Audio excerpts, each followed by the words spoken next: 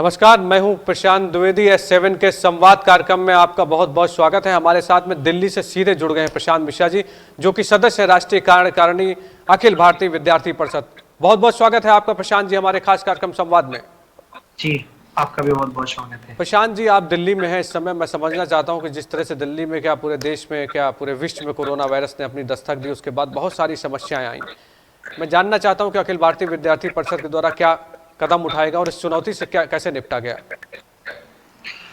Suddenly आप सभी को पता है कि एज अ सिविलियन के तौर पे अचानक इस चीज की घोषणा हुई थी। पूरे देश में एक कॉल हुई थी देश के प्रधानमंत्री के द्वारा कि हमारे साथ हमारे एक अनिश्चित काल के लिए, कोई डेट उस समय फिक्स नहीं हुई थी कि हम हमारी सारी चीजें स्थिर हो जाएंगी, हम जैसे हैं वैसे ही वहां पर रुकेंगे और उन्हीं परिस्थितियों में अपना जीवन यापन करेंगे। तो अब हड़बड़ाहट का दौर था, किसी को कुछ नहीं पता था कि ये कितने दिन चलना है, इसका क्या क्राइटेरिया निकलना है, क्या है। लेकिन सडनली जब ये चीजें देखा कि हाँ ये चीज बहुत लंबी जाने वाली है और खासकर अनाउंसमेंट होगी वो विषय अलग था, लेकिन लोगों का जो पैनिक हो रहे थे लोग, जिनको घर जाने को नहीं मिल रहा था, जो जैसे तैसे, जैसे कोई ट्रेवलिंग करने गया था, कहीं हिल स्टेशन पे फंस गया, या बहुत सारे स्टूडेंट्स जिनको इस बात का अंदाजा नहीं था कि हर सबके साथ ऐसी परिस्थितियां भी आ सकती हैं। तो उसको लेकर राष्ट्रीय स्वयंसेवक संघ की एक अनुसांगिक संगठन है सेवा भारती, इसके साथ हम लोगों ने मिलकर, क्योंकि ये हर किसी के अपने क्षेत्र होते हैं, तय होते हैं कि हर किसी को यहाँ काम करना होता है, हर किसी को यहाँ काम करना होता है। तो पर्टिकुलर साउथ दिल्ली की जिम्मेदारी मुझे सौंपी गई थी और मैंने सेवा भारती के माध्यम से राशन की जो किट होती है उसको मैंने बंटवाने का काम किया था। और साथ ही साथ ऐसे कि चूंकि मैं खुद उत्तर प्रदेश के कानपुर से बिलोंग करता हूँ, तो कानपुर बिहार जो हमारे दिल्ली में एक बोलते हैं ना पूर्वांचल की जो बेल्ट है, तो बहुत लोग किस इंतजार में बैठे थे कि मुझे घर जाना है, कैसे भी जाना है। तो ऐसे बहुत छात्रों की हमने ट्रेन या बसों के माध्यम से उन्हें जाने की का एक प्रबंध भी किया लोगों के हेल्प से। और उसके बाद जो केंद्र सरकार की तरफ से कोरोना जो स्पेशल ट्रेनें चलाई गई थी, जिसमें अप्रवासी जो ट्रेनें चली थी, उसमें बहुत सारे मजदूरों का मैंने अपने माध्यम से पंजीकरण करके उनको अपने घर भेजने का भी प्रबंध किया था। अच्छा, अभी आपने कहा कि सेवा भारती के साथ में मिलकर आपने काम किया। मैं समझना चाहता हूँ कि सेवा भारती किस तरह काम करता है। अगर कोरोना वायरस की बात कर दें कि चलिए ठीक है इस समय था, और भी क्या क्या काम करता है सेवा भारती, मैं समझना चाहता हूँ आपसे। असल में भाई साहब की राष्ट्रीय स्वयंसेवक संघ के 52 अनुसांगिक संगठन है जी। तो प्रत्येक संगठन का अपने अपने क्षेत्र विशेष में, हर किसी की अपनी क्षेत्र विशेष तय होता है कि हाँ सेवा के क्षेत्र में करना है तो सेवा भारती का निर्माण हुआ। तो सेवा भारती ऐसे तो पूरे समय में उसका कार्य चलता है, ठीक है, लेकिन जब ऐसी परिस्थितियां आती हैं तो सबसे पहले हमारे जितने भी संगठन उनमें सबसे पहले आगे पंक्ति आके जो हमें लीड करने का प्रयास करते हैं, जो हमें लीड करते हैं, राष्ट्रीय स्वयंसेवक संघ है, उसके बहुत सारे संगठन है, अखिल भारतीय विद्यार्थी परिषद के बहुत सारी विंग है। लेकिन इन परिस्थितियों में जब इमरजेंसी वाले हालात होते हैं या ऐसी स्थितियां आ जाती है कि जब हमें सेवा करने का मौका हो, क्योंकि अगर अखिल भारतीय विद्यार्थी परिषद है या राष्ट्रीय स्वयंसेवक संघ है, तो उसकी जो छाप है, जो उसकी पहचान है, वो लोगों के बीच सेवा करने की है। और सेवा करने की जो अगली परीक्षा का समय होता है वो ऐसी परिस्थितियों में आता है जब हम ऐसे मजलूम लोगों की, ऐसे उम्मीद लोगों की जो हमसे उम्मीद करना चाहते हैं कि एज अ छात्र संगठन के तौर पर, एज अ देशव्यापी संगठन के तौर पर आप हमारी क्या मदद कर सकते हैं। तो सेवा भारती हम सबको लीड करके, सेवा भारती एक सेंटर है, जैसे सेवा भारती ने अपने किट बनाए थे, अपने दिल्ली में सेंटर बनाए थे, लेकिन उन सेंटरों से व्यवस्था करने का काम अखिल भारतीय विद्यार्थी परिषद का, चूंकि सेवा भारती को सूची देने का काम अखिल भारतीय विद्यार्थी परिषद का। हमने अपने आसपास 20 किलोमीटर के दायरे में एक सूची बनाई थी कि जैसे हमारी जो कंस्ट्रक्शन साइट है, जैसे कोई बिल्डिंग बन रही है और एकदम से लॉकडाउन हो गया, वो बिल्डिंग में मजदूर फंस गए, तो उसकी सूची का बनाने का काम अखिल भारतीय विद्यार्थी परिषद ने किया। रोड पर जो हमारे स्लम्स हैं, जो हमारी झोपड़पट्टियां हैं, इन पर एक मुश्त कितना राशन इन्हें रोज का प्रबंध करना है, उसकी सूची सौंपने का काम अखिल भारतीय विद्यार्थी परिषद ने सेवा भारती के माध्यम से किया। और सेवा भारती ने, फिर आपने देखा होगा कि इम्यूनिटी सिस्टम ठीक करने के लिए जो पेय पदार्थ है, काढ़ा, जो सुबह शाम हम उसका प्रयोग कर सकते हैं, उसको भी सबसे पहले अगर किसी ने प्रचार प्रसार के रूप में आगे करने का काम किया तो वो सेवा भारती के माध्यम से किया। तो जब तक लॉकडाउन था, जब तक ऐसी स्थिति थी, जब तक दिल्ली में ऐसे लोग थे कि जिनको कच्चे राशन की जरूरत थी, तो तब तक तो हमने राशन का प्रबंध किया। साथ ही में एक एनजीओ है उड़ंकार के नाम से, जो अखिल भारतीय विद्यार्थी परिषद के सीनियर कार्यकर्ता थे आशीष पोखरियाल जी, उनके साथ हम लोगों ने पके हुए भोजन का भी कम से कम 70 दिनों तक 1000 से 1200 लोग हमने चिन्हित कर लिए थे। उन्हें हमें सुबह शाम पर डे भोजन देना है। तो ये एक अतिरिक्त के तौर पर भी हमने काम करने का प्रयास किया। बहुत अच्छा अनुभव रहा है। इस ड्यूरिंग में, इस दरमियान में हमें बहुत कुछ सीखने को मिला है। बहुत सारे अप्रवासियों की आवाज बनने का काम किया है, जो उनकी जो वेदना थी उस टाइम सुनने का प्रयास किया। देखिए, बिल्कुल जाहिर सी बात है, जिस तरह से हम लोग अभी तैयार नहीं थे और भारत के प्रधानमंत्री ने साफ तौर पे कहा था कि आप सावधानियों के बारे में बताया था, तो लोग तो जाहिर सी बात जागरूक हुए। अच्छा, मैं एक बात समझना चाहता हूं कि अभी 15 अगस्त को प्रधानमंत्री जी ने कहा कि 3 बड़ी कंपनियां जो हैं इस पर काम कर रही हैं और अगर हमारे वैज्ञानिकों ने हरी झंडी दी तो हम तैयार हैं। और भारत अपना एक ऐसा देश है जिसमें बहुत मजबूत लोग हैं और जिनके अंदर पेशेंस लेवल बहुत ज़्यादा है। अगर आप देखें तो इम्यून सिस्टम भी बहुत बढ़िया, क्योंकि रिकवरी बहुत बढ़िया हो रही है भारत में। कैसे देखते हैं आप इस बयान को? और मैं तो जो समझता हूं तो एक संजीवनी बूटी की तरह कुल मिला के उन्होंने कहा, और भारत के प्रधानमंत्री को सुनने के लिए लोग बैठे भी थे उस दिन। जब उन्होंने इस बात को कहा तो कैसा लगा आपको? क्या सोचते हैं आप इस बारे में? देखिए, मेरा अपना इस बारे में मानना है कि ये जो आपदा है इसकी कोई सीमा नहीं है। मतलब इसने राष्ट्र के भी अपने फाउंडेशन खोली और अंतरराष्ट्रीय स्तर पर हर देश, जो भी विकसित देश है जिसके पास ऐसी टेक्नोलॉजी है, वो अपने पे इस तरह से प्रयास कर रहा है।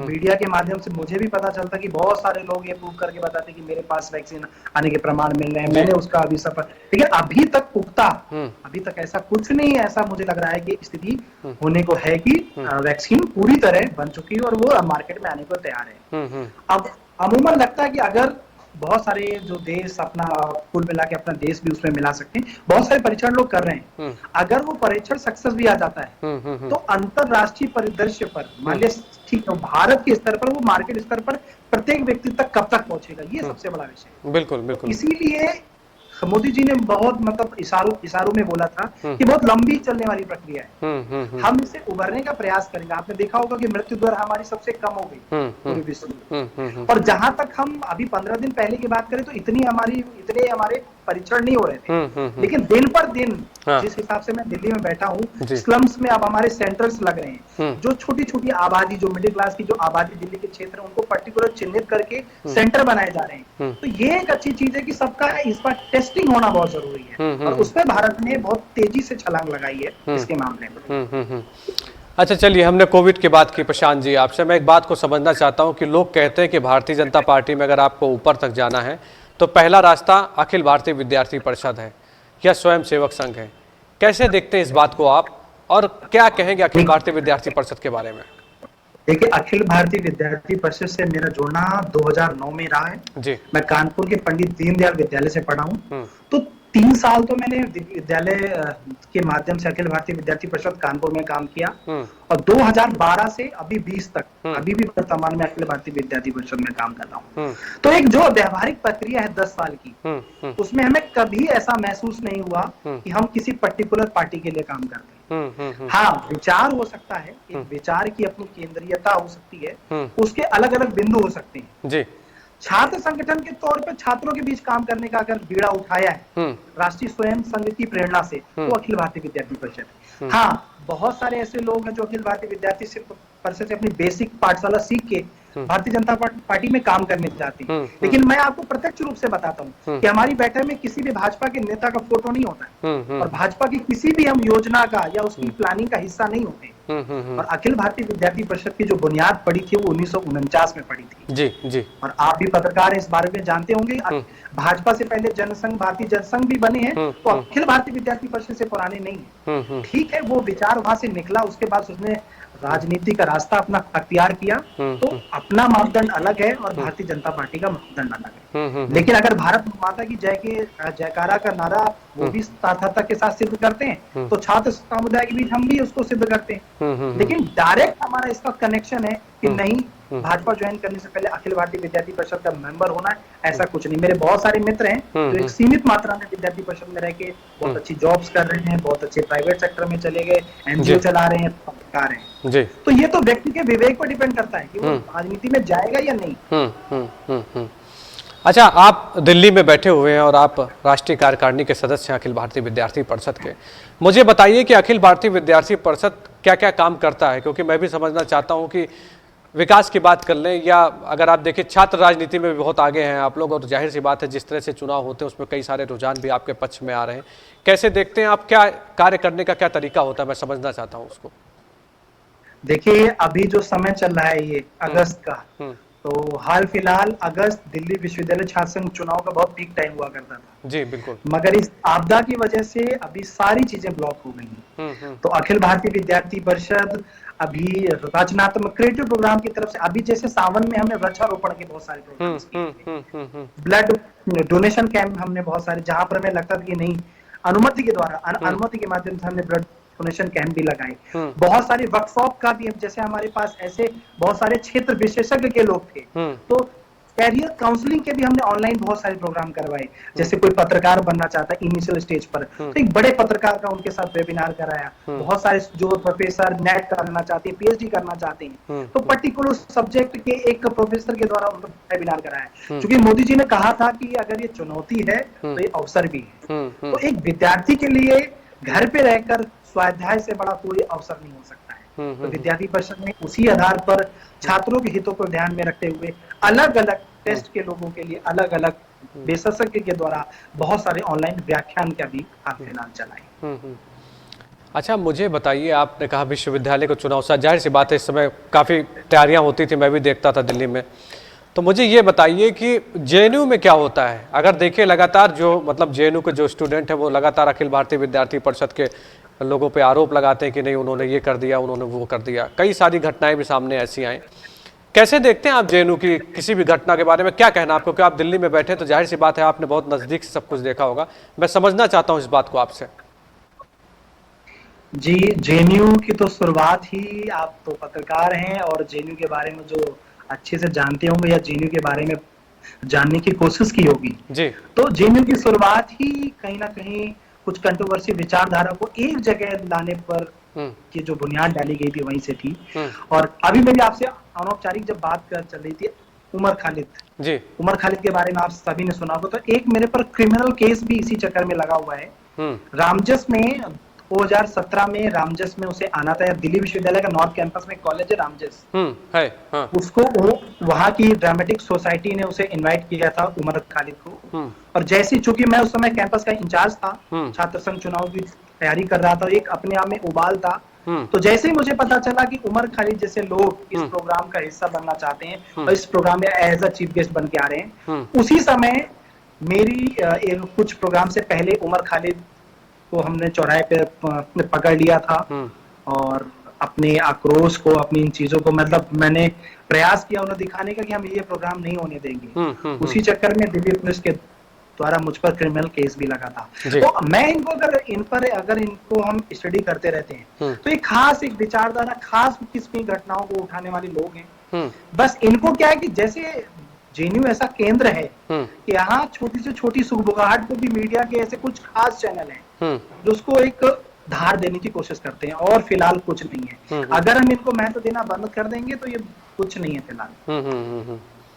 आपको पता होगा कि वामपंथ की विचारधारा है, उससे फ्रस्ट्रेटेड लोग हैं ये, और हमेशा ऐसे बिंदु उठाते हैं, ऐसा कंट्रोवर्सी ही मुद्दा उठाते हैं जिस पर सिर्फ बहस हो और उनको सिंपैथी कार्ड खेलने का। आपने देखा होगी 9 फरवरी की जो घटना हुई, वो 9 फरवरी के दिन ही क्यों उन्होंने उस घटना को चुना था। सबको पता है कि उमर खालिद की उस दिन सुप्रीम कोर्ट के द्वारा उसे फांसी पे चढ़ाया गया था, उसकी 5वीं बरसी पर उन्होंने इस प्रकार का प्रोग्राम किया था। और ये अचानक प्रोग्राम नहीं हुआ था, हॉस्टल पे बाकायदे उसके पोस्टर लगे थे कि नहीं उसके साथ इंसाफ होना चाहिए। और उसके साथ ही जब उनसे आप उमर खालिद के से आप ये सब स्टार्ट करेंगे तो वो कश्मीर का मुद्दा छेड़ देते हैं, वो SC ST का मुद्दा छेड़ देते हैं। तो कुल मिला के एक विशेष खास किस्म की विचारधारा को देश के नौजवानों तक, नौ युवकों तक, विद्यार्थियों तक कैसे थोपी जाए, तो लोगों के अंदर एक मानसिकता ये भी आई जाए कि नहीं, इस देश में ऐसी भी विचारधारा है जो अभिव्यक्ति की स्वतंत्रता के नाम पर कुछ भी करने को तैयार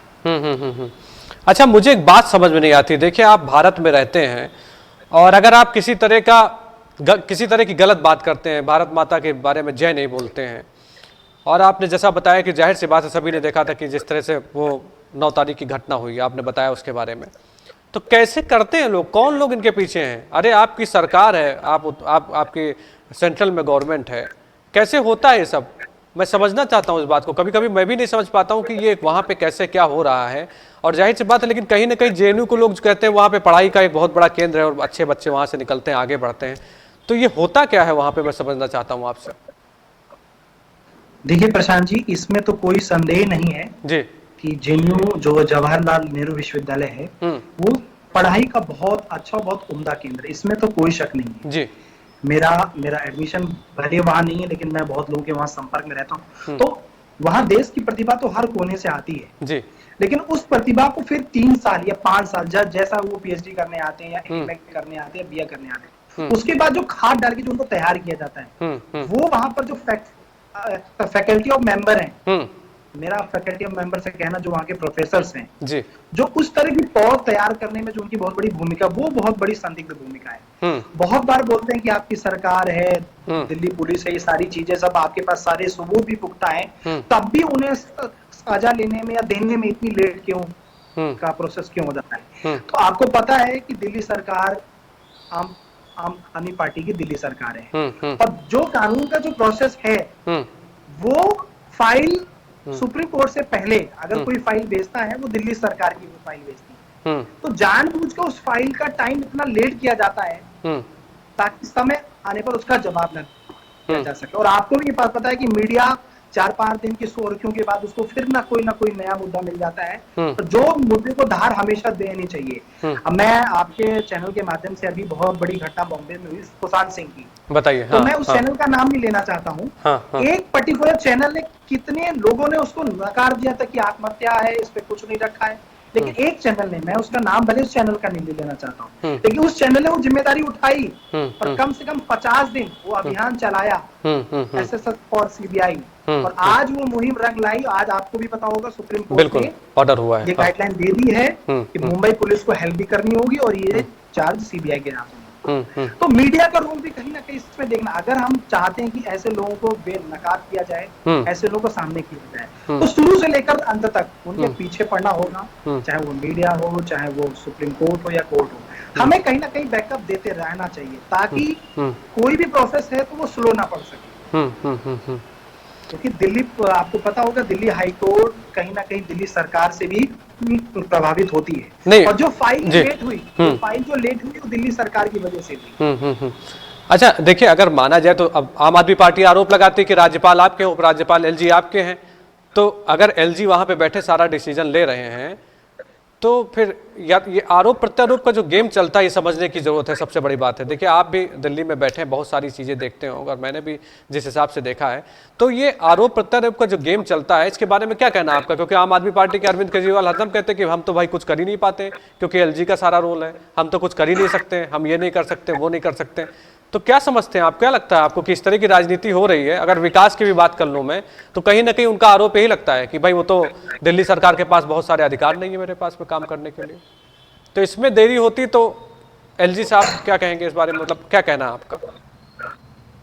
अभी रिसेंटली अगर मैं आपको एक पुख्ता सबूत दूं कि कुछ दिन पहले जब दिल्ली की होटल इंडस्ट्री खोलने की बात आई थी, और दिल्ली के सीएम आदरणीय केजरीवाल जी ने गाइडलाइन जारी भी कर दी थी कि हाँ ये होटल खोल देने चाहिए, क्योंकि हमारी अर्थव्यवस्था कहीं ना कहीं इस वजह से प्रभावित हो रही है। उसी समय शाम को दिल्ली के राज्यपाल ने जब ये देखा कि कोरोना की स्थिति अभी दिल्ली में कंट्रोल नहीं है और होटल जैसी गैदरिंग पॉइंट को अगर हम खोल देंगे तो चीजें फिर से वहीं की वहीं लौट आएंगी।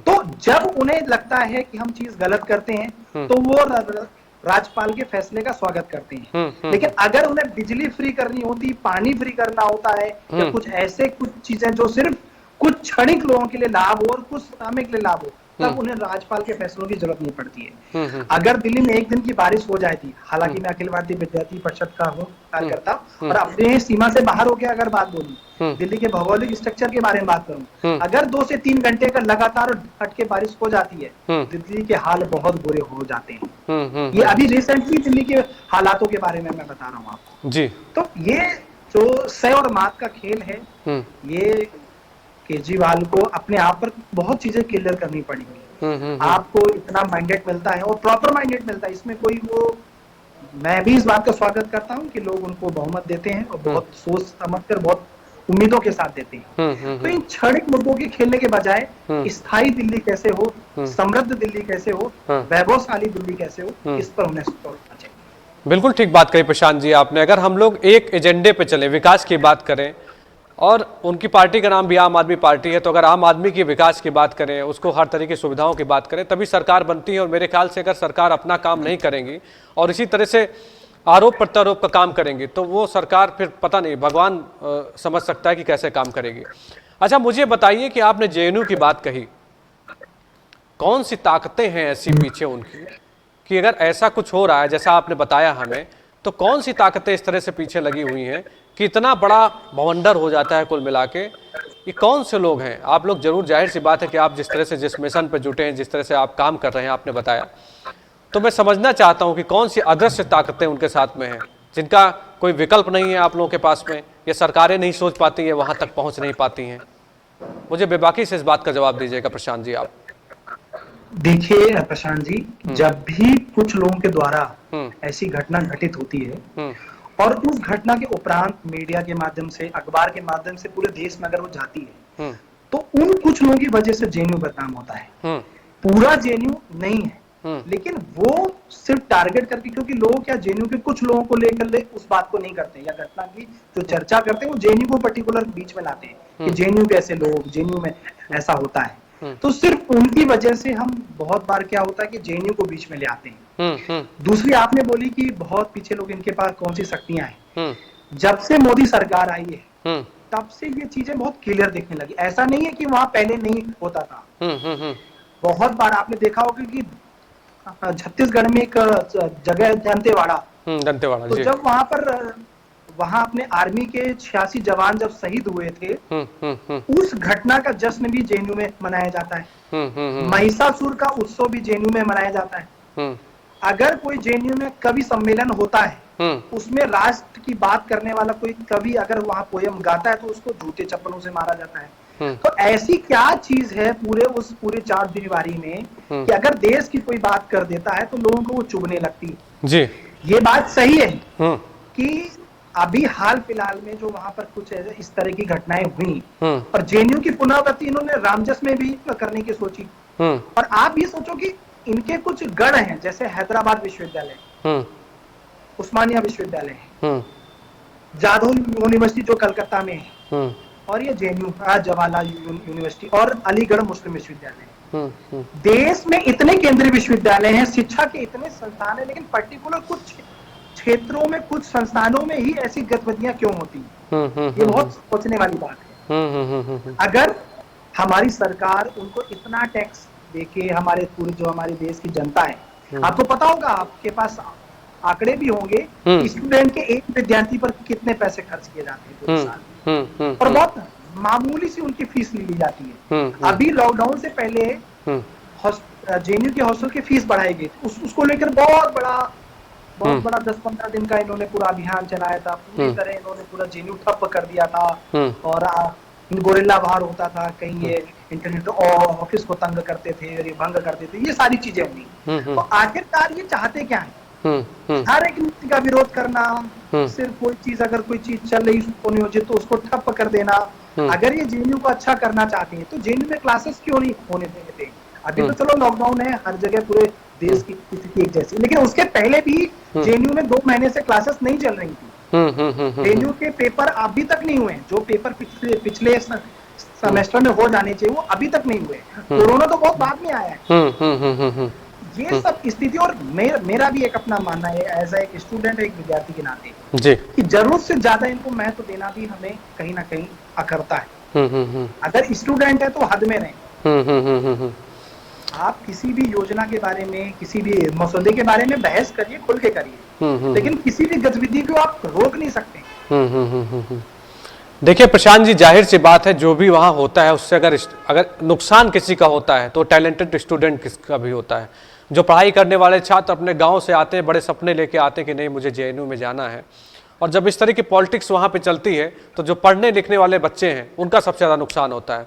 बिल्कुल। और मुझे इस बात की बहुत पीड़ा, क्योंकि मैं अक्सर देखता हूँ कि लगातार इस तरह की खबरें आती हैं तो कहीं ना कहीं मन को परेशान जरूर करती हैं कि जो अगर एक मिडिल क्लास फैमिली का लड़का वहाँ पढ़ने के लिए गया है और इस तरह से राजनीति हो रही है, एक तरह से जान के खतरे भी होते हैं, वहाँ मारपीट भी शुरू हो जाती है, तो इसमें जो भी दोषी है जाहिर तौर से उसके ऊपर सभी को कार्रवाई करनी चाहिए और भारत का विरोध करके कोई भारत के अंदर नहीं रह पाएगा। ये सबको समझने की जरूरत है और ये सबको समझना पड़ेगा भी कि अगर भारत में रहना है तो भारत के साथ में चलना है। और जाहिर सी बात है कि जिस तरह से आप लोग भी प्रयास कर रहे हैं कहीं ना कहीं वो जरूर सार्थक साबित होंगे। बिल्कुल। अच्छा प्रशांत जी, मुझे बताइए कि भारत इस समय डिजिटली पूरा हो गया है और भारत के प्रधानमंत्री ने डिजिटल का एक अभियान पूरा चलाया था, डिजिटल भारत का अभियान चलाया था। उन्होंने अभी 15 अगस्त को अपने भाषण में कहा भी कि मेरा जो डिजिटल भारत का अभियान था वो कोरोना काल में बहुत काम आया।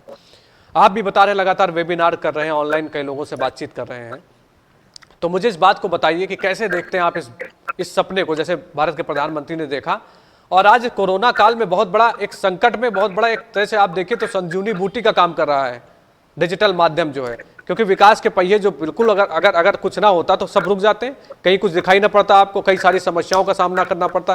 कैसे देखते हैं आप डिजिटल भारत अभियान को, क्योंकि आप एक स्टूडेंट भी हैं और आप दिल्ली में हैं भी, तो मुझे बताइए कैसे देखते हैं इस अभियान को आप।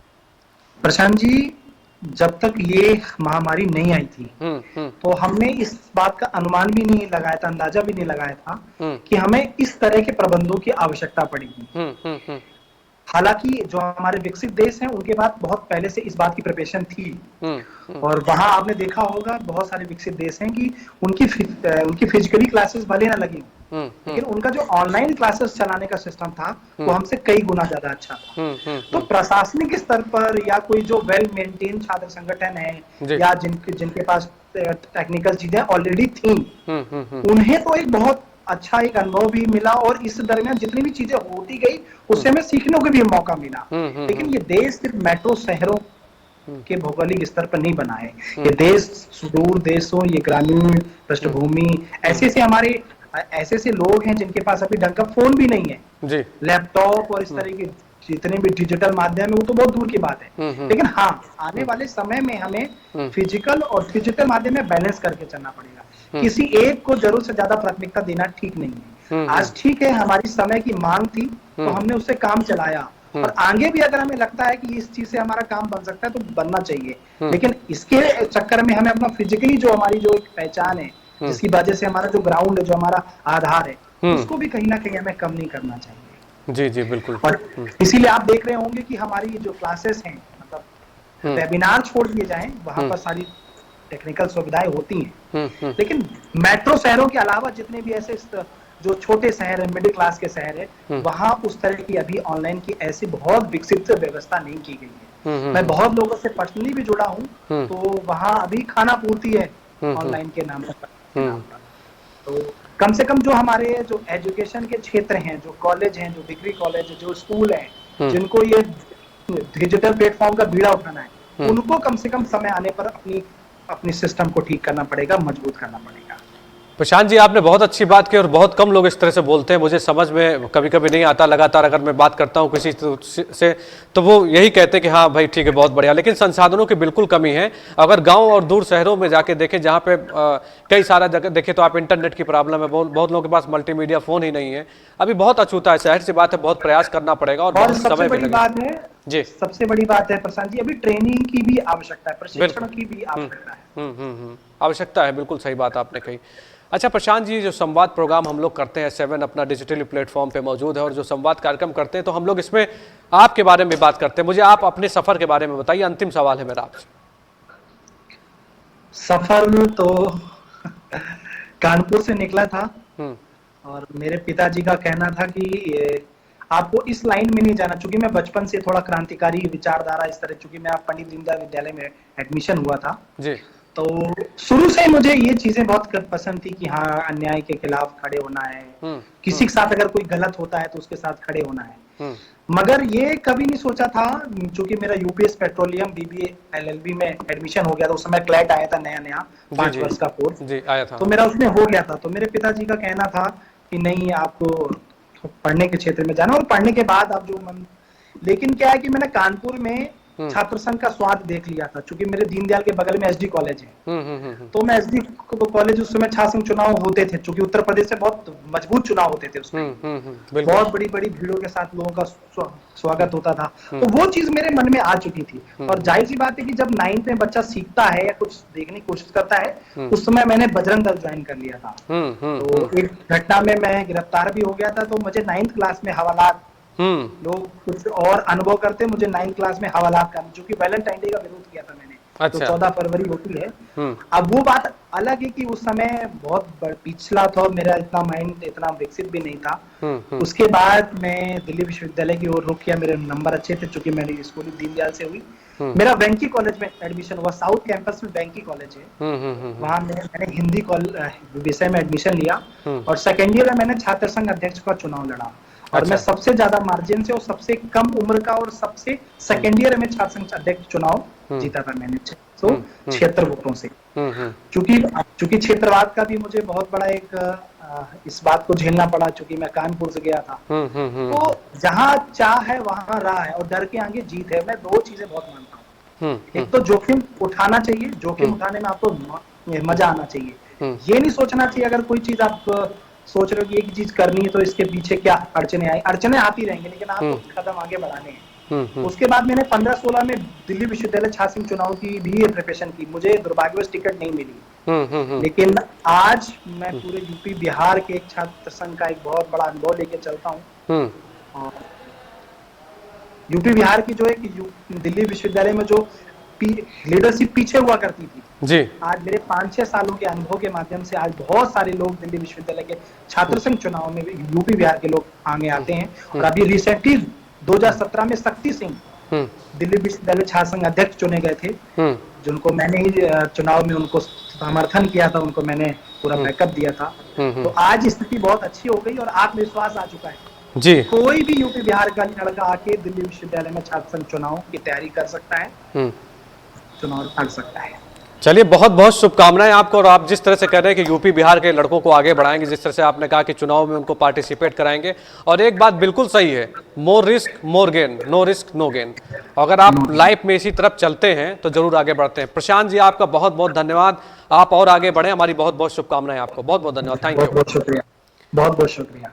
तो ये थे प्रशांत मिश्रा, जो सीधे लाइव हमारे साथ दिल्ली से जुड़े थे। उन्होंने जिस तरह से बताया कि उनका जिस तरह से प्रयास चल रहा है, और जिस तरह से उन्होंने कहा यूपी और बिहार के लड़कों को आगे करेंगे और चुनाव में भी आगे लेकर आएंगे, उनका सपोर्ट करेंगे, कहीं ना कहीं बहुत अच्छी बात है। और मेरी भी इनको बहुत बहुत शुभकामनाएं हैं। संवाद में आपसे फिर लगातार होती रहेगी मुलाकात, लेकिन इससे पहले आप सावधान रहिए, मास्क लगाइए, बाजारों में कम जाइए, क्योंकि आप अगर सुरक्षित रहेंगे तो पूरा समाज भी सुरक्षित रहेगा। S7 न्यूज़ चैनल लगातार आपसे अपील कर रहा है कि कोरोना वायरस जैसी बीमारी की अभी कोई दवा नहीं बनी है, तो इसलिए सावधानी बहुत जरूरी है। नमस्कार।